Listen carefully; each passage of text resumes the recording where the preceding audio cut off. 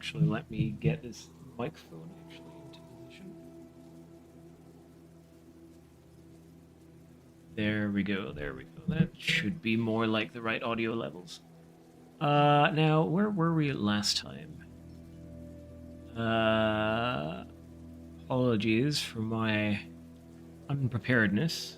I am heading out to the cinema soon, but I wish to do a little short stream before then, just one or two chapters. So I believe last we left Mr. Frankenstein, he was in uh, remote isles of Orkney, and he had continued his work on this bride of his monster. And upon seeing his monster once again, he was struck that the creation of a partner in crime might be the downfall of all of humanity. And thus, in his fear of such an eventuality, he rent his creation apart, and the monster was much enraged by this. And then, following that, he decided to have a little news on a boat, and it seems he's drifted to the shores of Ireland, where we are now. So yeah, let us get into it. Just as mentioned, one or two chapters. But yeah, let's see how far we can get in the next 50-ish minutes. Let's go. I was soon introduced into the presence of the magistrate, an old benevolent man with calm and mild manners. He looked upon me, however, with some degree of severity, and then, turning towards my conductors, he asked who appeared as witnesses on this occasion. About half a dozen men came forward, one being selected by the magistrate. He deposed that he had been out fishing the night before with his son and brother-in-law, Daniel Nugent, when, at about 10 o'clock, they observed a strong northerly blast rising, and they accordingly put in for port. This was a very dark night, as the moon had not yet risen. They did not land at the harbour, but, as they had been accustomed, at a creek about 2 miles below. Walked on first, carrying a part of the fishing tackle, and his companions followed him at some distance. As he was proceeding along the sands, he struck his foot against something and fell at his length on the ground. His companions came up to assist him, and by the light of their lantern they found that he had fallen on the body of a man who was to all appearance dead. Their first supposition was that it was the corpse of some person who had been drowned and was thrown on shore by the waves, but on examination they found that the clothes were not wet, even that the body was not then cold. They instantly carried it to the cottage of an old woman near the spot, and endeavoured, but in vain, to restore it to life. It appeared to be a handsome young man, about 25 years of age. He had apparently been strangled, for there was no sign of any violence except the black mark of fingers on his neck. The first part of this deposition did not in the least interest me.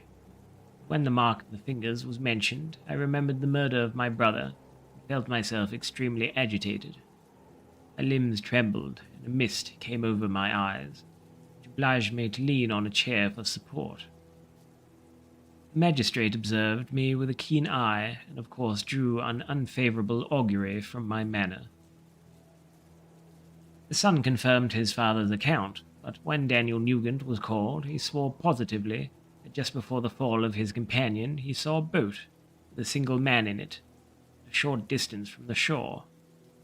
As far as he could judge by the light of a few stars, it was on the same boat in which I had just landed. The woman deposed that she lived near the beach and was standing at the door of her cottage, waiting for the return of the fishermen, about an hour before she heard of the discovery of the body, and she saw a boat with only one man in it push off from that part of the shore where the corpse was afterwards found. Another woman confirmed the account of the fisherman, having brought the body into her house. It was not cold. Put it into a bed and rubbed it, and Daniel went to the town for an apothecary, but life was quite gone. Several other men were examined concerning my landing, and they agreed that, with the strong north wind that had arisen during the night, it was very probable that I had beaten about for many hours and had been obliged to return nearly to the same spot from which I had departed. Besides, they observed that it appeared that I had brought the body from another place, that it was likely that they did not appear to know the shore, might have put into the harbor ignorant of the distance of the town of the place where I had deposited the corpse.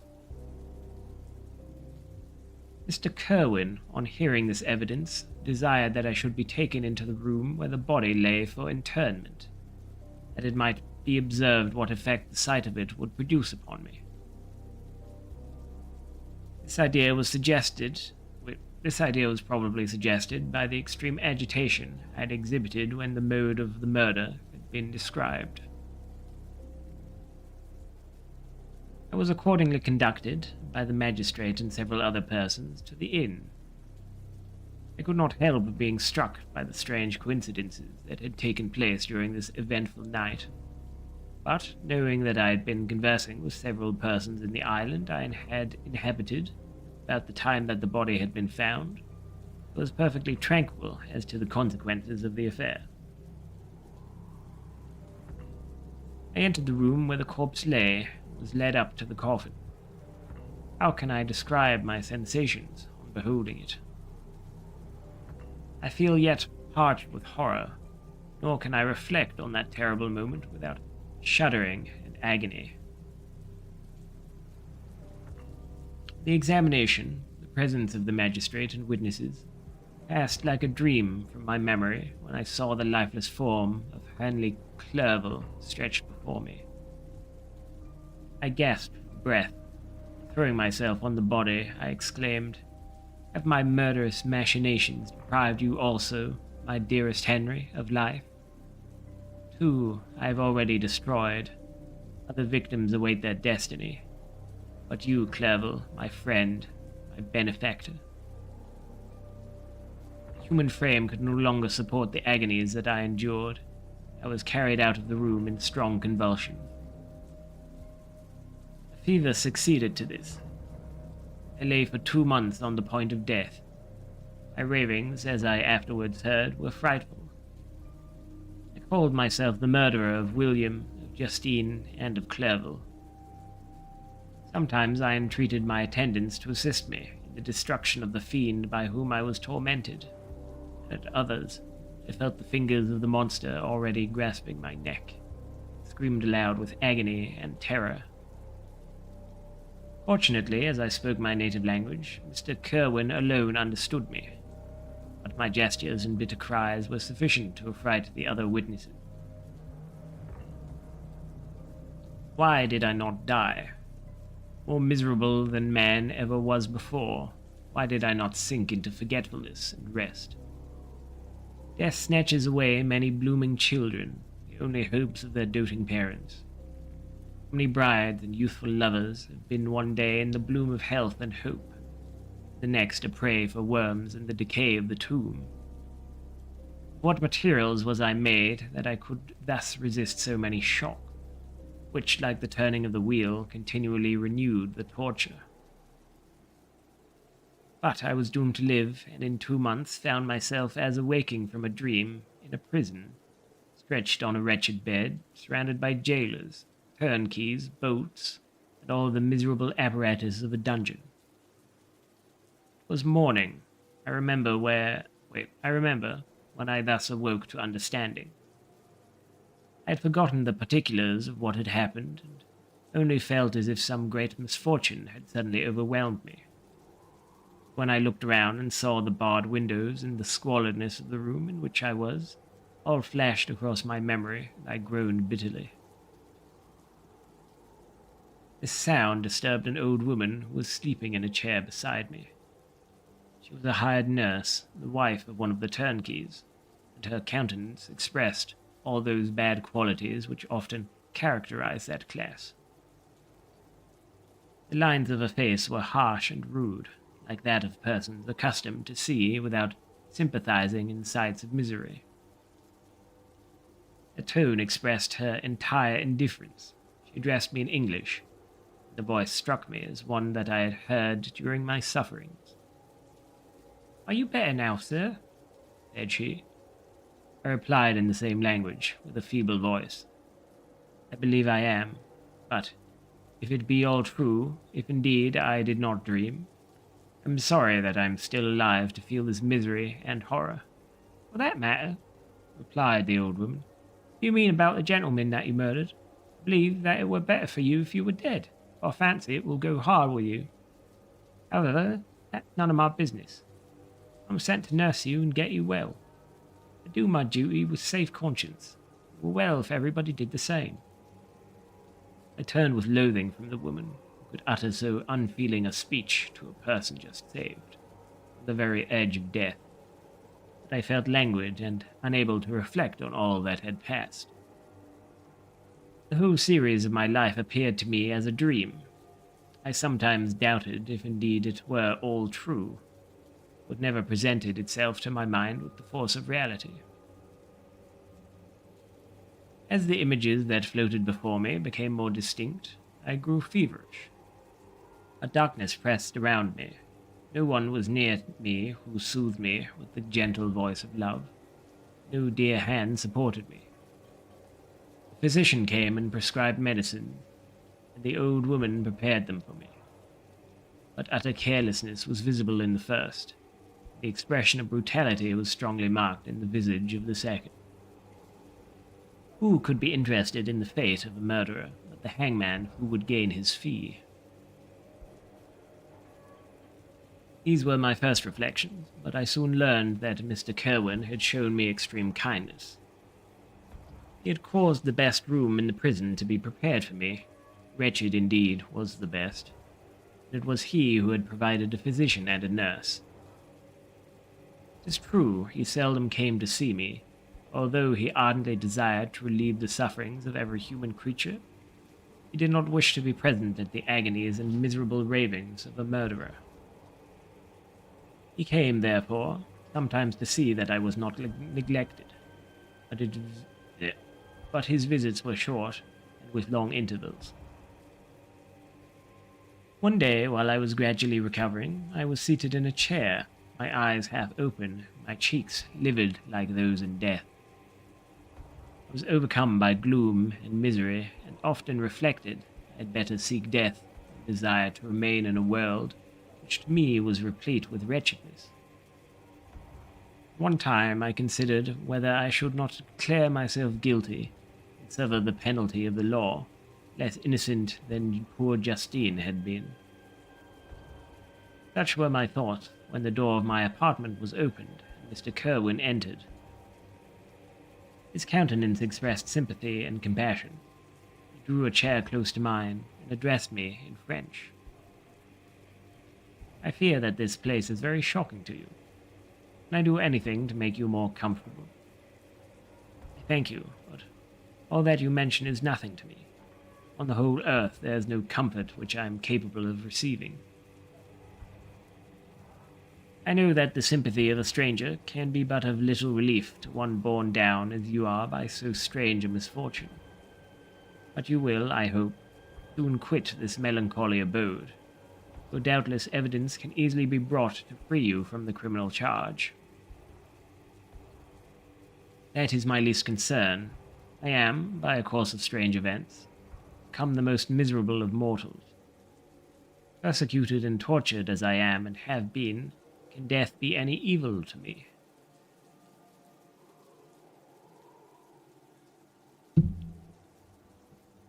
Nothing indeed could be more unfortunate and agonizing than the strange chances that have lately occurred. You are thrown, by some surprising accident, on the shore, renowned for its hospitality, seized immediately and charged with murder. The first sight that was presented to your eyes was the body of your friend, murdered in so unaccountable a manner and placed, as it were, by some fiend across your path. As Mr. Kerwin said this, notwithstanding the agitation I endured on this retrospect of my sufferings, I also felt considerable surprise at the knowledge he seemed to possess concerning me. I suppose some astonishment was exhibited in my countenance, for Mr. Kerwin hastened to say, "Immediately upon your being taken ill, all the papers that were on your person were brought me. Yes, were brought me. I examined them that I might discover some trace by which I could send to your relations an account of your misfortune and illness. I found several letters, and among others, one which I discovered from its commencement to be from your father. I instantly wrote to Geneva. Nearly 2 months have elapsed since the departure of my letter. But you are ill. Even now you tremble. You are unfit for agitation of any kind. This suspense is 1,000 times worse than the most horrible event. Tell me what new scene of death has been acted, and whose murder I am now to lament." "Your family is perfectly well," said Mr. Kerwin with gentleness. "And someone, a friend, has come to visit you." I know not by what chain of thought the idea presented itself, but it instantly darted into my mind that the murderer had come to mock at my misery, and taunt me with the death of Clerval, the new incitement for me to comply with his hellish desires. I put my hand before my eyes, and cried out in agony, "Oh, take him away, I cannot see him. For God's sake, do not let him enter." Mr. Kerwin regarded me with a troubled countenance. I could not help regarding my exclamation as a presumption of my guilt, and said in rather a severe tone, "I should have thought, young man, that the presence of your father would have been welcome instead of inspiring such violent repugnance."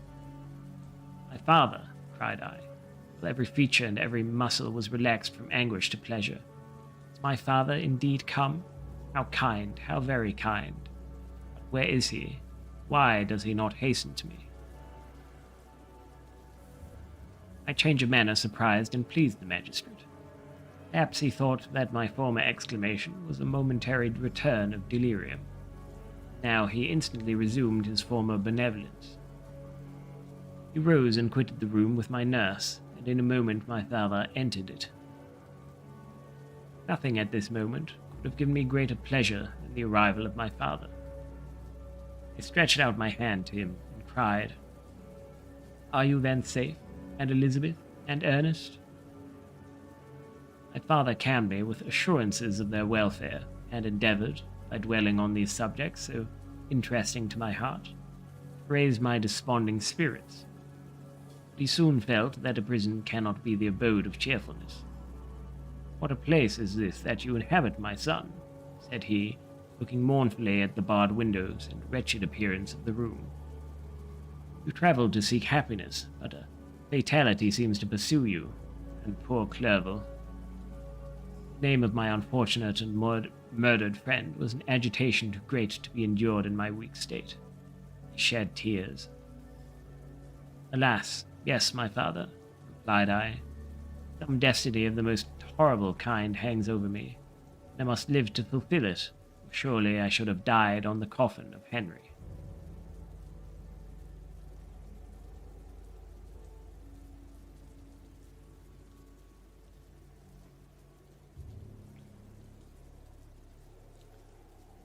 We were not allowed to converse for any length of time. The precarious state of my health rendered every precaution necessary that could ensure tranquillity. Mr. Kerwin came in and insisted that my strength should not be exhausted by too much exertion. The appearance of my father was to me like that of my good angel, and I gradually recovered my health. As my sickness quitted me, I was absorbed by a gloomy and black melancholy that nothing could dissipate. The image of Clerval was forever before me, ghastly and murdered. More than once the agitation into which these reflections threw me made my friends dread a dangerous relapse. Alas, why did they preserve so miserable and detested a life? was surely that I might fulfill my destiny, which is now drawing to a close. Soon, oh, very soon, will death extinguish these throbbings, and relieve me from the mighty weight of anguish that bears me to the dust. And in executing the award of justice, I shall also sink to rest. Then the appearance of death was distant, although the wish was ever present to my thoughts. I often sat for hours motionless and speechless, wishing for some mighty revolution that might bury me and my destroyer in its ruins. The season of my assizes approached. I had already been 3 months in prison, and although I was still weak and in continual danger of a relapse, I was obliged to travel nearly 100 miles to the country town where the court was held. Mr. Kerwin charged himself with every care of collecting witnesses and arranging my defense. I was spared the disgrace of appearing publicly as a criminal, as the case was not brought before the court that decides on life and death. The grand jury rejected the bill on its being proved that I was on the Orkney Islands at the hour the body of my friend was found. A fortnight after my removal, I was liberated from prison. My father was enraptured on finding me freed from the vexations of a criminal charge, that I was again allowed to breathe the fresh atmosphere and permitted to return to my native country. I did not participate in these feelings, for to me the walls of a dungeon or a palace were alike hateful. The cup of life was poisoned forever, and although the sun shone upon me as upon the happy and gay of heart, I saw around me nothing but a dense and frightful darkness, penetrated by no light but the glimmer of 2 eyes that glared upon me. Sometimes they were the expressive eyes of Henry, languishing in death, dark orbs nearly covered by the lids, the long black lashes that fringed them. Sometimes it was the watery, clouded eyes of the monster, as I first saw them in my chamber at Ingolstadt. My father tried to awaken me the feelings of affection. He talked of Geneva, which I should soon visit, of Elizabeth and Ernest. These words only drew deep groans from me. Sometimes, indeed, I felt a wish for happiness, and thought with melancholy delight of my beloved cousin, or longed, the devouring malady du pays, to see once more the blue lake and rapid Rhone that had been so dear to me in early childhood. My general state of feeling was a torpor in which a prison was as welcome a residence as the divinest scene in nature. These fits were seldom interrupted but by paroxysms of anguish and despair. At these moments I often endeavored to put an end to the existence I loathed. It required unceasing attendance and vigilance to restrain me from committing some dreadful act of violence. Yet one duty remained to me, the recollection of which finally triumphed over my selfish despair. It was necessary that I should return without delay to Geneva, there to watch over the lives of those I so fondly loved, and to lie in wait for the murderer, and if any chance led me to the place of his concealment, or if he dared again to blast me by his presence, I might with unfailing aim put an end to the existence of the monstrous image which I had endued with the mockery of a soul still more monstrous. My father still desired to delay our departure, fearful that I could not sustain the fatigues of a journey. I was a shattered wreck, the shadow of a human being. My strength was gone, I was a mere skeleton, and fever night and day preyed upon my wasted frame. Still, as I urged our leaving Ireland with such inquietude and impatience, my father thought it best to yield. We took our passage on board a vessel bound for Havre de Grace, and sailed with a fair wind from the Irish shores. It was midnight. I lay on the deck looking at the stars and listening to the dashing of the waves. I hailed the darkness that shut Ireland from my sight, and my pulse beat with a feverish joy when I reflected that I should soon see Geneva. The past appeared to me in the light of a frightful dream, Yet the vessel in which I was, the wind that blew me from the detested shores of Ireland, the sea which surrounded me, told me too forcibly that I was deceived by no vision, and that Clerval, my friend and dearest companion, had fallen a victim to me and the monster of my creation. I repassed in my memory my whole life, my quiet happiness while residing with my family in Geneva, the death of my mother, and my departure for Ingolstadt. I remembered, shuddering, the mad enthusiasm that hurried me on to the creation of my hideous enemy. I called to mind the night in which he first lived. I was unable to pursue the train of thought. 1,000 feelings pressed upon me, and I wept bitterly. Ever since my recovery from the fever, I had been in the custom of taking every night a small quantity of laudanum, for it was by means of this drug only that I was enabled to gain the rest necessary for the preservation of life. Oppressed by the recollection of my various misfortunes, I now swallowed double my usual quantity, and soon slept profoundly. Sleep did not afford me respite from thought and misery. My dreams presented 1,000 objects that scared me. Towards morning, I was possessed by a kind of nightmare. I felt the fiend's grasp in my neck and could not free myself from it. Groans and cries rang in my ears. My father, who was watching over me, perceiving my restlessness, awoke me. The dashing waves were around, with cloudy skies above. The fiend was not here.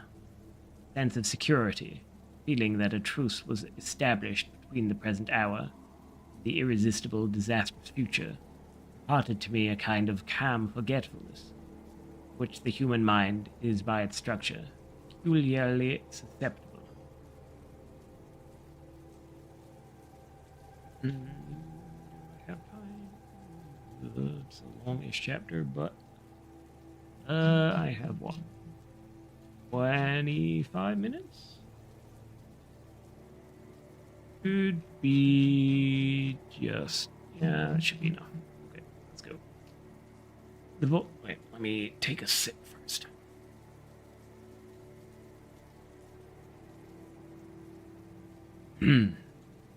Chapter 22. The voyage came to an end.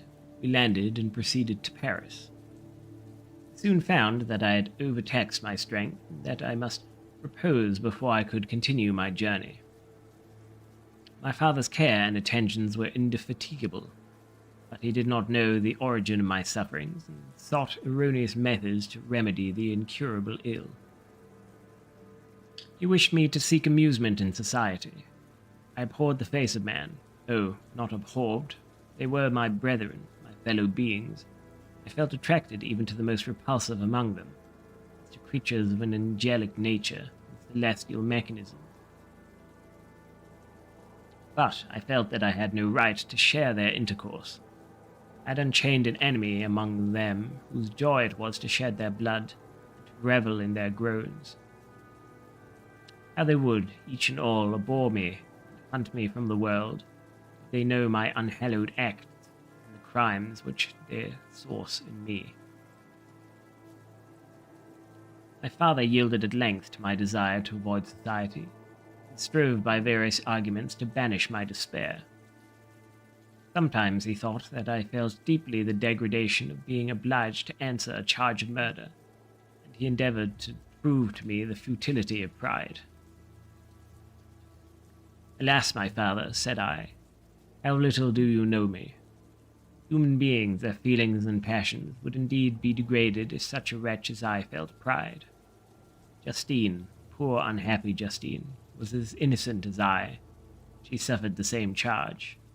She died for it, and I am the cause of this. I murdered her. William, Justine, and Henry, they all died by my hands." My father had often, during my imprisonment, heard me make the same assertion. When I thus accused myself, he sometimes seemed to desire an explanation. At others he appeared to consider it as the offspring of delirium, and that, during my illness, Some idea of this kind had presented itself to my imagination, the remembrance of which I preserved in my convalescence.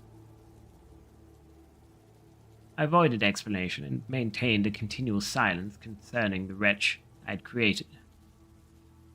I had a persuasion that I should be supposed mad, and this in itself would forever have chained my tongue. But, besides, I could not bring myself to disclose a secret which would fill my hearer with consternation and make fear and unnatural horror the inmates of his breast. I checked, therefore, my impatient thirst for sympathy, and was silent when I would have given the world to have confided the fatal secret. Pardon me. Yet, still, words like those I have recorded would burst forth uncontrollably from me. I could offer no explanation of them, but their truth in part relieved the burden of my mysterious woe. Upon this occasion, my father said, with an expression of unbounded wonder, "My dearest Victor, what infatuation is this? My dear son, I entreat you never to make such an assertion again." "I am not mad," I cried energetically. "The sun and the heavens, who have viewed my operations, can bear witness of my truth. I am the assassin of those most innocent victims. They died by my machinations. 1,000 times I would have shed my own blood, drop by drop, to have saved their lives. But I could not. Father, indeed, I could not sacrifice the whole human race." The conclusion of this speech convinced my father that my ideas were deranged, and he instantly changed the subject of our conversation and endeavored to alter the course of my thoughts. He wished as much as possible to obliterate the memory of the scenes that had taken place in Ireland, and never allude to them or suffered me to speak of my misfortunes.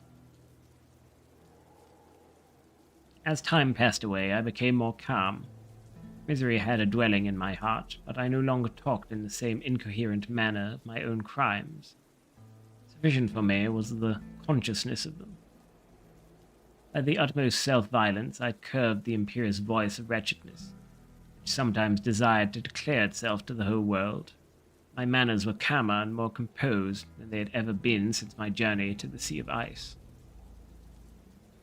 A few days before we left Paris on our way to Switzerland, I received the following letter from Elizabeth. "My dear friend, it gave me the greatest pleasure to receive a letter from my uncle dated at Paris. You are no longer at a formidable distance. I may hope to see you in less than a fortnight. My poor cousin, how much you must have suffered. I expect to see you looking even more ill than when you quitted Geneva. This winter has been passed most miserably, tortured as I have been by anxious suspense. Yet I hope to see peace in your countenance and to find that your heart is not totally void of comfort and tranquillity. Yet I fear that the same feelings now exist that made you so miserable a year ago, even perhaps augmented by time. I would not disturb you at this period, when so many misfortunes weigh upon you. A conversation that I had with my uncle previous to his departure renders some explanation necessary before we meet." Explanation, you may possibly say. What can Elizabeth have to explain? If you really say this, my questions are answered, all my doubts satisfied. But you are distant from me, and it is possible that you may dread and yet be pleased with this explanation.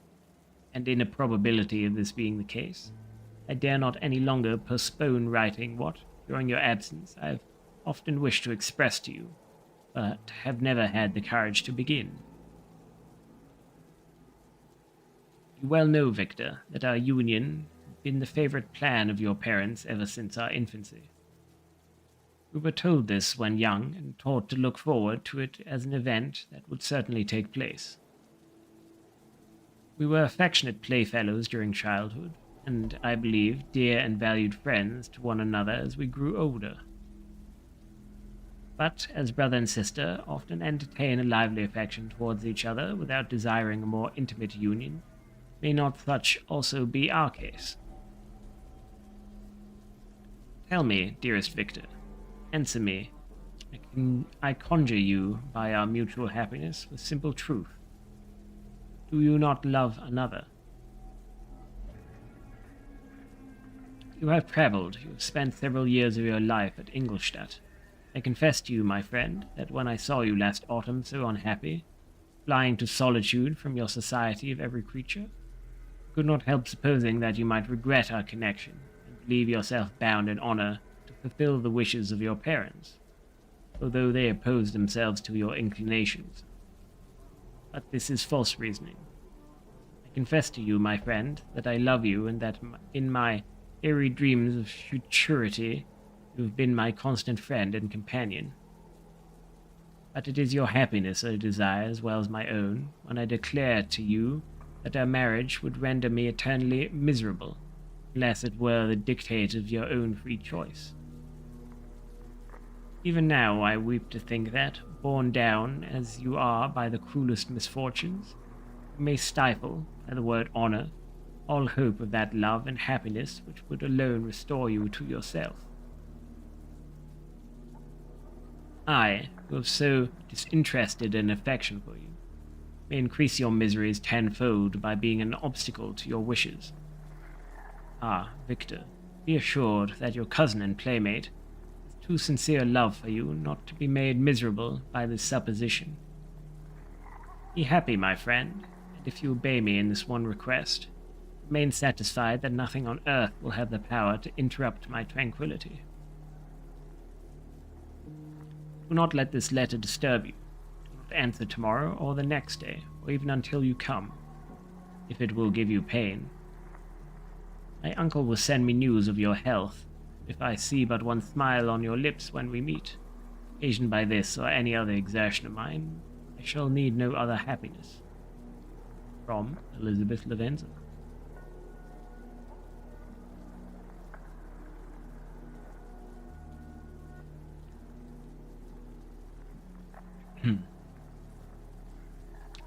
Geneva, May 18th, 17 something. This letter revived in my memory what I had before forgotten, the threat of the fiend. I will be with you on your wedding night. Such was my sentence, and on that night would the demon employ every art to destroy me, and tear me from the glimpse of happiness which promised partly to console my sufferings. On that night he had determined to consummate his crimes by my death. Well, be it so. A deadly struggle would then assuredly take place, in which, if he were victorious, I should be at peace and his power over me be at an end. If he were vanquished, I should be a free man. Alas, what freedom! Such as the peasant enjoys when his life has been massacred before his eyes, his cottage burnt, his land laid waste, he is turned adrift, homeless, penniless, and alone, but free. Such would be my liberty, except that in my Elizabeth I possessed a treasure, alas, balanced by those horrors of remorse and guilt, which would pursue me until death. Sweet and beloved Elizabeth, I read and reread her letter. Some softened feelings stole into my heart, and dared to whisper paradisiacal dreams of love and joy. But the apple was already eaten, and the angel's arm bared to drive me from all hope. Yet I would die to make her happy. If the monster executed his threat, death was inevitable. Yet, again, I considered whether my marriage would hasten my fate.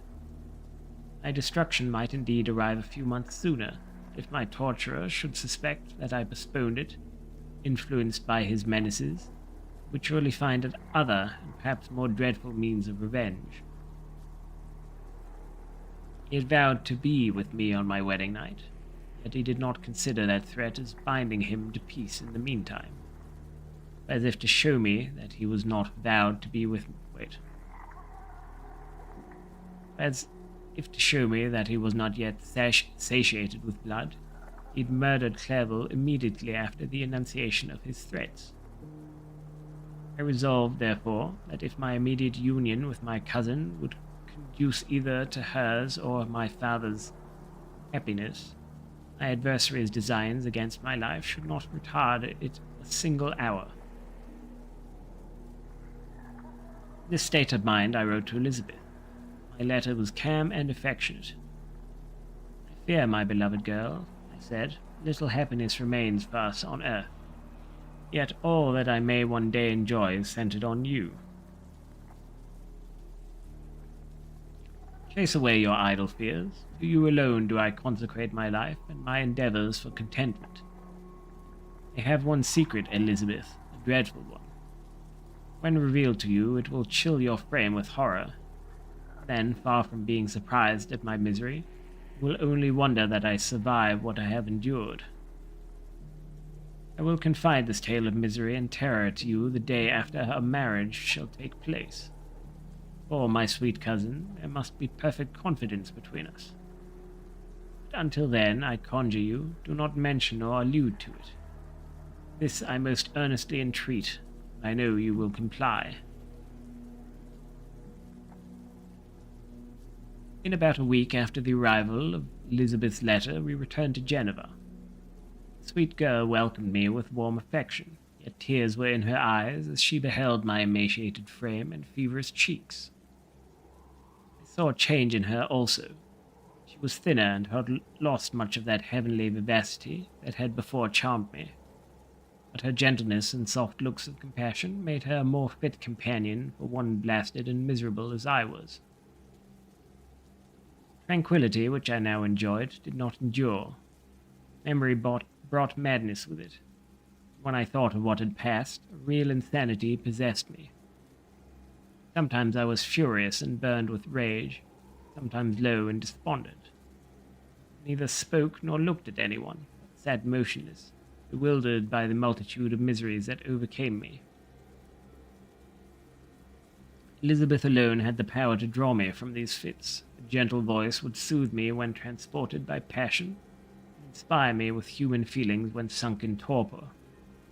She wept with me and for me. When reason returned, she would remonstrate and endeavor to inspire me with resignation. Ah, it is well for the unfortunate to be resigned. For the guilty there is no peace. The agonies of remorse poison the luxury that is otherwise sometimes found in indulging the excess of grief. Soon after my arrival, my father spoke of my immediate marriage with Elizabeth. I remained silent. Have you, then, some other attachment? None on earth. Love Elizabeth and look forward to our union with delight. Let the day therefore be fixed, and on it I will consecrate myself, life or death, the happiness of my cousin. My dear Victor, do not speak thus. Heavy misfortunes have befallen us. Let us only cling closer to what remains and transfer our love for those whom we have lost to those who yet live. Our circle will be small, but bound close by the ties of affection and mutual misfortune. When time shall have softened your despair, new and dear objects of care will be born to replace those of whom we have been so cruelly deprived.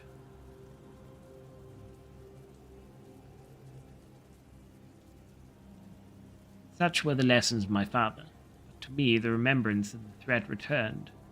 Nor can you wonder that, omnipotent as the fiend had yet been in his deeds of blood, I should almost regard him as invincible.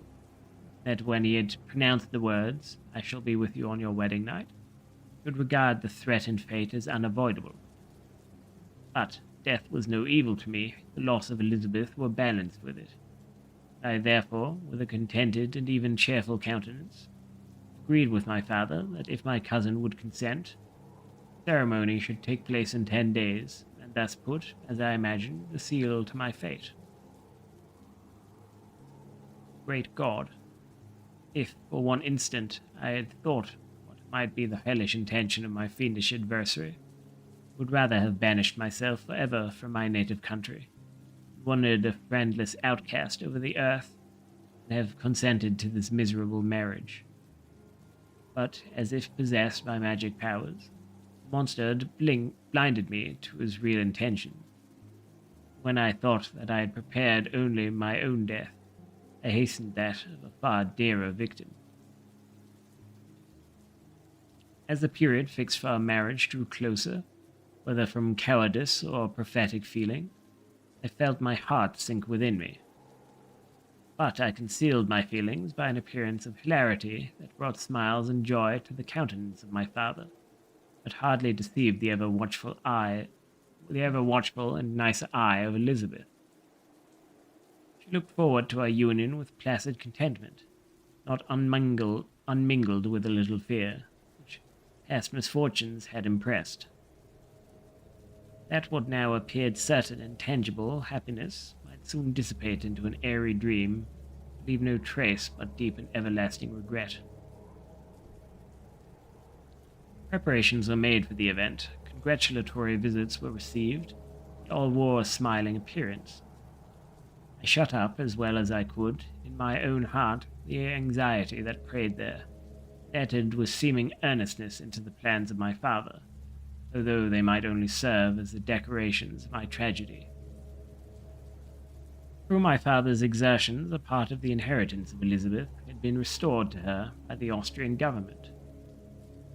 All possession on the shores of Como belonged to her. It was agreed that, immediately after our union, we should proceed to Villa Lavenza, spend our first days of happiness, beside the beautiful lake near which it stood. In the meantime, I took every precaution to defend my person in case the fiend should openly attack me. I carried pistols and a dagger constantly about me, and was ever on the watch to prevent artifice. By these means gained a greater degree of tranquillity. Indeed, as the period approached, the threat appeared more as a delusion, not to be regarded as worthy to disturb my peace. The happiness I hoped for in my marriage wore a greater appearance of certainty. As the day fixed for its solemnization grew nearer, I heard it continually spoken of as an occurrence which no accident could possibly prevent. Elizabeth seemed happy. My tranquil demeanor contributed greatly to calm her mind. But on the day that was to fulfill my wishes and my destiny, it was melancholy, and a presentiment of evil pervaded her. And perhaps also she thought of the dreadful secret which I had promised to reveal to her on the following day. My father was in the meantime overjoyed, and in the bustle of preparation, only recognized in the melancholy of his niece the diffidence of a bride. After the ceremony was performed, a large party assembled at my father's, but it was agreed that Elizabeth and I should commence our journey by water, sleeping that night at Evian, and continuing our journey on the following day. The day was fair, the wind favorable, all smiled on our nuptial embarkation. Those were the last moments of my life during which I enjoyed the feeling of happiness.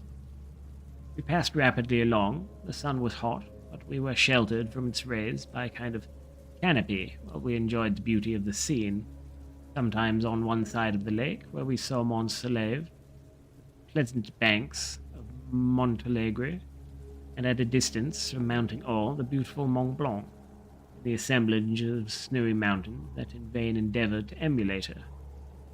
Sometimes coasting the opposite banks, we saw the mighty Jura opposing its dark side to the ambition that would quit its native country, an almost insurmountable barrier to the invader should we wish to enslave it. I took the hand of Elizabeth. "You are sorrowful, my love.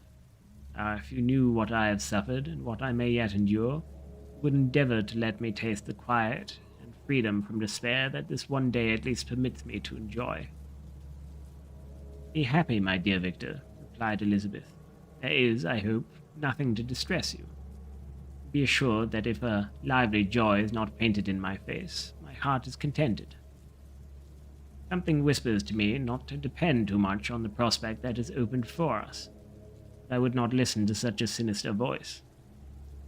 Observe how fast we move along, and how the clouds, which sometimes obscure and sometimes rise above the dome of Mont Blanc, render the scene of beauty still more interesting. Look also at the innumerable fish that are swimming in the clear waters, where we can distinguish every pebble that lies at the bottom. What a divine day! How happy and serene all nature appears! Thus Elizabeth endeavoured to divert her thoughts and mind from all reflection upon melancholy subjects. But her temper was fluctuating. Joy for a few instants shone in her eyes, but it continually gave place to distraction and reverie. The sun, the sun sank, the sun sank lower in the heavens. We passed the river Drenthe and observed its path through the chasms of the higher and the glens of the lower hills.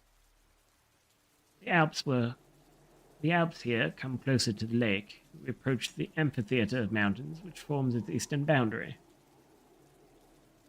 The spire of Evian shone under the woods that surrounded it, the range of mountain above mountain by which it was overhung. The wind, which had hitherto carried us along with amazing rapidity, sank at sunset to a light breeze. Soft air just ruffled the water and caused a pleasant motion among the trees as we approached the shore, from which it wafted the most delightful scent of flowers and hay. The sun sank beneath the horizon as we landed, and as I touched the shore, I felt those cares and fears revive which soon were to clasp me and cling to me forever. And that's it for today, because I need to run off to go to the cinema. So, thank you very much for being here, and I will catch you on the next exciting episode of Mary Shelley's Frankenstein. I should not tap my table. That makes a very bad noise. Yeah.